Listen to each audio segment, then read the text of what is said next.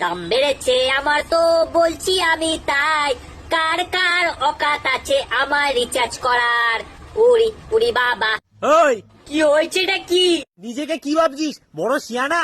আরে সিয়ানা তো আমি অনেকদিন আগে থেকে আছি, এতে আবার বলে প্রশংসা করার কি আছে? সব করে রিচার্জের দাম বাড়িয়ে দিয়েছিস, এবার আমরা ফোনে রিচার্জ কি করে করবো? কি করে করাবে দেখে নাও। এতদিন তো আমাদের মালিক তোমাদের ফ্রি ফ্রি রিচার্জ দিয়েছে, আর কত করবে আমাদের মালিক তোমাদের জন্য?